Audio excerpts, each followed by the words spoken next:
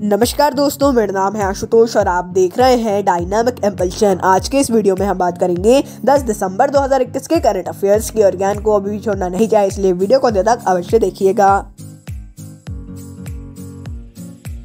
सबसे पहला प्रश्न है, अडामा बैरो कहाँ के राष्ट्रपति नियुक्त हुए?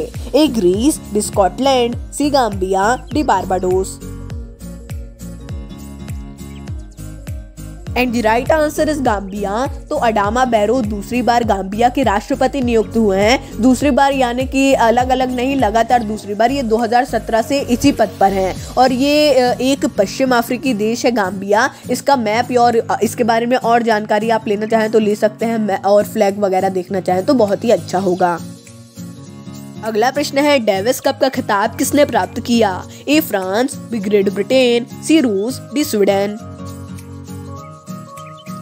And the right answer is रूस। तो 15 सालों के इंतजार के बाद रूस ने डेविस कप का खिताब हासिल किया है, जो कि एक बहुत बड़ी बात है। इसे पहली बार 2002 में जीता था और इस बार जीता है, यानी कि अभी तक 2 ही बार जीता गया है। और ये टेनिस होता है, फुटबॉल समझने की से गलती ना करें। अगला प्रश्न है, 4.5 दिनों के इस कार्य सप्ताह को अपनाने वाला पहला देश कौन सा है? ए रूस, B Barbados, C El Salvador, D संयुक्त अरब अमीरात। And the right answer is संयुक्त अरब अमीरात। तो संयुक्त अरब अमीरात 4.5 दिनों के लिए कार्य सप्ताह अपनाने वाला दुनिया का पहला देश बन गया है। आप इसके बारे में और जानना चाहें तो अवश्य जानें, क्योंकि ये बहुत कम जानकारी है और हम भी इस पे एक शॉर्ट वीडियो बनाने की पूरी कोशिश करेंगे।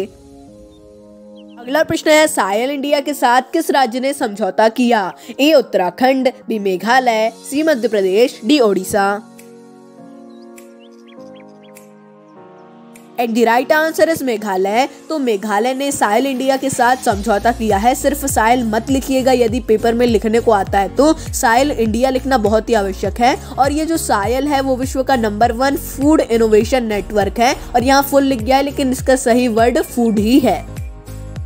अगला प्रश्न है, she is a game changer कार्यक्रम को किसने शुरू किया? ए राष्ट्रीय महिला आयोग, बी महिला एवं बाल विकास मंत्रालय, C dial 100, D all of above. And the right answer is Rashtriya Mahila Aayog. तो राष्ट्रीय महिला आयोग ने she is a game changer कार्यक्रम को शुरू किया है। ये सभी प्रकार की जो महिला प्रतिनिधि हैं उनके लिए है। महिला प्रतिनिधि यानी कोई महिला सांसद हो गई, यानी मेंबर ऑफ पार्लियामेंट हो गई, या फिर सरपंच हो गई। इस प्रकार की जो भी अगर कोई भी प्रतिनिधि है, ये उनके लिए है, स्पेशली उन्हीं के लिए शुरू किया गया है। अगला प्रश्न है, टाटा पावर ने किसके साथ समझौता किया?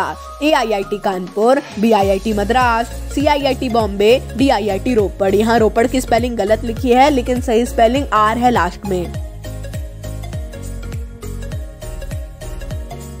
And the right answer is IIT Madras. तो टाटा पावर ने IIT मद्रास के साथ विकास, परामर्श, प्रशिक्षण और प्रौद्योगिकी सहयोग के लिए समझौता किया है। यानी कि ये पूरे ही चीजों के लिए समझौता किया है। दोनों मिलकर बहुत से काम करेंगे और इससे IIT मद्रास के जो छात्र हैं उनको टाटा पावर में भर्ती के भी अवसर मिलेंगे। तो इसमें दोनों का ही बहुत सा फायदा है।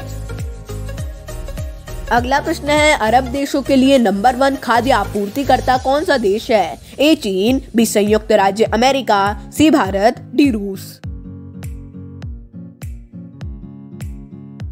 And the right answer is Bharat. तो अरब देशों का नंबर 1 आपूर्तिकर्ता भारत बना है और यह data Arab Brazil chamber of commerce द्वारा हाल ही में प्रदान किया गया है। यानी कि ऐसा कोई जनरल नॉलेज का प्रश्न नहीं है, करंट अफेयर्स का ही प्रश्न है। पुराना डेटा आप मत रखिएगा, ये नए डेटे को आप लिखते जाइए और याद भी करते जाइए। अगला प्रश्न है, भारत में साइबर सुरक्षा कौशल कार्यक्रम किसने शुरू किया? A Google, B Meta, C Microsoft, D Flipkart.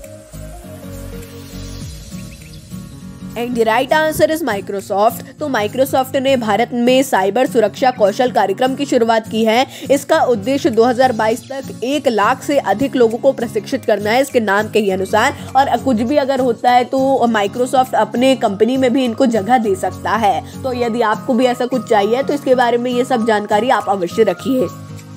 अगला प्रश्न है, डिजिटल पेमेंट उत्सव को कहाँ आयोजित किया गया?